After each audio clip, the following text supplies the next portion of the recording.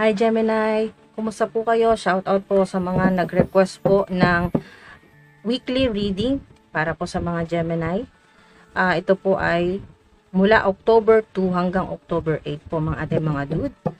Nawa ay mag-resonate po sa marami po sa inyo. Tumalo na agad. Wow! Sobrang excited po at napaka-active ng energy po ninyo. So maari po ngayon ay napaka-energetic po ninyo, no? Or gising na gising po kayo. Maring ilan po sa inyo ay nakapag-coffee, tea, ganyan po. So, active yung energy. Yung throat chakra po ninyo, nakikita ko rin na sobrang active po. Wow. Microphone, may kinalaman sa microphone. Wow. Maraming salamat po. Saint Germain, Guardian Spirits, salamat po. Yan po mga ating mga dude. At mayroon po kayo, ang ilan dito ay maaring ang ginagawa po ninyo, may kinalaman talaga, gumagamit po kayo ng microphone, internet, or sa social media, or ano man po yung trabaho po ninyo na kayo po ay gumagamit ng microphone. Ayan po. Gamitin din ang inyong throat chakra, nakikita ko po dito. At ang ilan nagmamanifest po kayo ng abundance, gusto po ninyong maging swerte po sa inyong hanap buhay, negosyo, sa social media po ninyo, makilala po kayo, o kayo po ay makatanggap ng reward, award, o promotion. Citrine, yan po advice po sa inyo ng guardian spirits ko. Magsusuot po kayo, kung gusto lang po ng ating mga dude, kung interesado lang po kayo. Yan po, magsusuot po kayo ng kahit anong accessories po na may citrine, lalo na po yung raw citrine, crystal, o kaya po ay gold, kahit ano po, no, gold.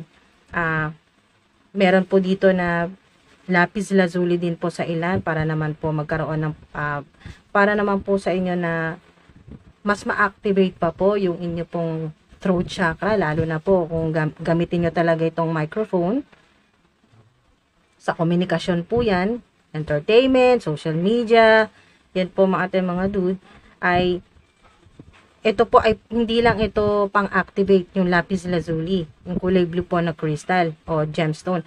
Yan po ay makakatulong din po yan sa inyo na maprotektahan yung inyong throat chakra, kasi gamitin niyo po yung throat chakra po ninyo, no, yung inyo pong throat, yung inyo pong communication skills. Ito napakaganda mga ating mga dude, no. All your obstacles are being removed. You are extremely protected. Amen. Type niyo po dyan. Kung busy po kayo mga dude, kahit amen na lang. Kayo po ay talagang extremely protected. No weapon formed against me shall prosper. Mga dude, i-post nyo po dyan, no? No weapon formed against me shall prosper. All my obstacles are being removed. Yan po, tanggal na. Tanggal na, release na. Tanggal na po lahat-lahat ng problema sa pera, sa trabaho. Matatanggal na ngayong October lahat ng problema sa pera, sa mga kung ano man po yung ginagawa po ninyo sa kasalukuyan, part-time jobs, full-time job. Yan po mga ating mga napakaganda po ng mensahe sa inyo. Holy Angels, Holy Spirits. O maaring ito po yung negosyo po ninyo, microphone. Kayo po ay maaring online seller. Yan po, microphone po yung inyo pong binibenta. Yung negosyo po ninyo. Search or find out the meaning of your name, your origin, connection po ninyo sa inyong mga ancestors, sa mga guardian spirits po ninyo. Maaring makatulong po ito, malaman mo or itanong mo ito sa iyong mga magulang kung bakit yun ang pinangalan sa iyo, yun ang binigyan na pangalan sa iyo. Yan po, malalaman nyo po yan, mas makikilala mo yung sarili mo at mas malalaman mo ano pa yung mga kakayahan mo, mga hidden, mga nakatago mo na mga spiritual gifts, psychic power, magical power, psychic abilities na makakatulong sa inyo pong career, sa trabaho, sa inyo pong creative projects, o sa kung ano man po yung ginagawa po ninyo, pinagkakitaan po ninyo, makakatulong po ito. May connection sa inyo pong hanap buhay. Na mas malaman mo pa ano yung mga hidden skills, talents mo na hindi mo pa natutuklasan. Wow! Thank you, spirits. What goes around comes around. What goes around comes around. Ayan. So, kung meron mong gumagawa sa inyo ng money block spell o curse, kung ano man po ito na hex o sumpa na mawalan ka ng pera, mawala yung mga taong tumutulong sa iyo sa pera o yung mga nagtitiwala sa iyo sa trabaho o sa pera, o magka-problema rin yung mga tumutulong sa'yo para hindi ka matulungan. So, kung ano man po yan na magkasakit ka o gumapang ka na parang ahas, mahirapan ka sa buhay, na maging pabigat ka sa pamilya, kung ano man po ito na misfortune na ginagawa po sa inyo, yan po, trust, mga dude, na hindi kayo pinababayaan ng Divine Universe. Nakikita ng Divine Universe lahat ng ginagawa sa inyo sa totoo lang. What goes around comes around. Kaya, yan po mga dude, patawarin nyo na po. Sinasabi dito ay forgiveness. Patawarin nyo na po sila. Kilala nyo man po sila o hindi, basta nararamdaman nyo po na parang kakaiba yung mga nangyayari sa inyo. Sobrang hirap ng sitwasyon. Nagtatrabaho ka naman na maayos, ginagawa mo naman lahat, masipag ka naman. Pero yun talaga laging parang may humaharang sa success mo o sa abundance na deserve mo. What goes around comes around, mga dude. People, enemies, haters no longer have easy access to you. Ayan o. Ito yun mga dude. May action na pala ang Divine Universe, ang mga anghel o mga guardian spirits mo. Hindi na nila hayaan na maka-access pa o makadikit pa sa yung mga enemies, haters po ninyo. No? Makadikit o makagawa ng hindi maganda sa inyo. Personal man yan or online. Ano man po yan mga dude. Changing your name, company, brand logo, channel name o yung kung ano man po yung profile po ninyo online or yung employment po, yung trabaho po ninyo, may magpapalit. Yan, magpapalit po kayo dyan. Maring itong pagbabago na to ay makatulong din po sa inyo na makikita rin po ninyo na malaking pagbabago, positibong pagbabago po ito na kung walang magandang progreso, no, nakikita po ninyo yung dati po ninyong ginagawa, trabaho o kung ano man po ito, company name or brand logo o channel name po ninyo ay nung binago mo ngayong October, kita mo agad-agad ang laki ng pagbabago, no, mga dude. Nagbago ka lang ng channel name, yan po, magugulad ka, napakarami na agad views, tumaas ang views, tumaas ang revenue, ang pera mo, ang sweldo mo. Sa ilan naman po ay employment.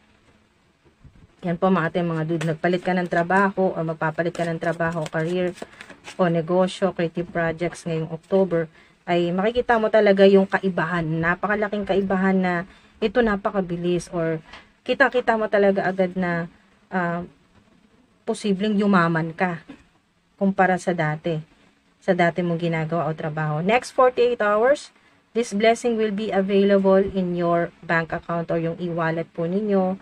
Yan po. Next 48 hours yan. So, mga dude, next 48 hours po yan. O itong buong linggo na to, abangan nyo po yan, mga dude. May blessing talagang darating. O kayo po ay makakatanggap po ng pera. Yan po. Sa bank account po ninyo, e-wallet, o talagang cash. Yan, pera matatanggap po ninyo. May tulong o may jackpot. Yan, may panalo. Victory, success, big win, may makaka-jackpot, salary increase, o kayo po ay makatanggap ng incentives, bonus, yan po, promotion, lalo na po kung nakikita nyo po itong 888-777-144, 444, o sa oras po ay 144, o kaya po, masaktuhan nyo talaga makita ay 444, ganyan po. O kaya po, eksaktong alas 7 o alas 8. Yan po. Yan talaga yung swerte po ninyo ay nagmamanifest o yung success. Napakaganda pong mensahe sa inyo. Victory. Bank of the Universe. Wow! So, kahit ano pong amount, yan po, magmamanifest po yan. Mangyayari po yan. Basta, be patient, mga dude. Kung hindi agad-agad mangyari ngayong week na to ay huwag niyo pong kalimutan yung divine timing, no? Kung kailan po talaga kung kailan talaga nakatadhana na mangyari po ito, no? Na matanggap niyo po yan mula sa Bank of the Universe, yung abundance po ninyo. Basta nakalaan na yan para sa iyo eh.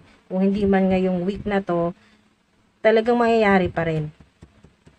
Kasi ito, what goes around comes around. Good karma mo to eh. Pinaghirapan mo to mga dude. Kaya deserve mo na bumalik sa iyo yung lahat na pinaghirapan mo. Babalik sa iyo bilang victory, success, big win o infinite abundance yan. O swerte. O, diba? Mga ate, mga dude, hindi lang naman yung bumabalik ay masama. Ito, what goes around comes around sa mga enemies mo, sa mga nagbigay sa'yo ng mga obstacles na yan, yung mga pahirap. Pero itong what goes around comes around, kung kabutihan naman ang ginawa mo, natural, kabutihan yung babalik sa'yo, mga ate, mga dude. So, good karma mo yan. Good fortune. So, wow, napakaganda po ng mensahe po sa inyo. Holy Angels, Holy Spirits, Guardian Spirits. Gemini, weekly. Oh, seeing clearly. Wow, 3 ulit. Seeing clearly. Wow, 3. So, nakikita ko dito, maaring October 3, magsisimula yung swerte po ng ilan po sa inyo. Basta abangan nyo po yan, October 2 hanggang October 8. Kasi ang 1 and 2 ay 3 po yan. 1 plus 2 ay 3, 12. O hintay-hintay lang po kayo kung hindi po kayo magkaroon ng magandang idea o ito hindi nyo makita itong or kung mahirapan po kayo na makita talaga yung sagot sa tanong po ninyo na may kinalaman po sa pera o sa trabaho po ninyo, magkakaroon ka ng clarity, hintay-hintay ka lang kasi 12, maaring significant ang 3 o kaya po ang 12. So, hintayin nyo lang po kung hindi po lumabas ngayon tong October 2 hanggang October 8, pero siguradong magkakaroon ka pa rin ng clarity. So, ang nakikita ko dito ay basta maghintay ka lang, October 2 hanggang 8, magkakaroon ka ng clarity. It's time to view things from a different perspective. So, maaring mag-iba rin yung iyong pananaw sa pera o sa trabaho po ninyo. Or kung ano man po yung ginagawa ninyo sa ngayon, you have the blessed gift to see past the current situation and envision amazing possibilities. Don't worry. The pause in momentum while you rethink your plan won't last. Embrace your uniqueness and allow it to serve you. So, yung pause na sinasabi dito ay yung kasi nakita ko dito ay hangman energy. So, kung kayo po ay may mga delays, lalo na po kung reading mo ito, kung may mga nararanasan kang delays, yung ikaw ay naghihintay at natatagalan at naiginip ka. So, yun nga po, talagang maghihintay ka, basta October 2 to 8, kung hindi ay hintay-hintay pa rin, huwag kayong susuko hanggang 12 po. Yan po mga ate, mga dude. At magkakaroon ka ng clarity. Tutulungan ka ng Divine Universe na talagang mapag-isipan mo kung ano yung mas magandang paraan. Rethink. Ayan o. Rethink your plan. Okay? So, kung ano man yung natataranta ka o nahihirapan ka, wala kang maisip na maayos na solusyon o hindi malinaw sa'yo yung nangyayari sa sitwasyon mo sa pera o sa trabaho, career, huwag kang mag-alala. Yung pause in momentum na sinasabi dito ay yung delays sa buhay mo o sa pera ay talagang hindi yan magtatagal. Okay? Basta itong within October 2 hanggang 8 yan. Mga ate, mga dude. So, maraming salamat po. Ingat po kayo palagi. Love and light and peace!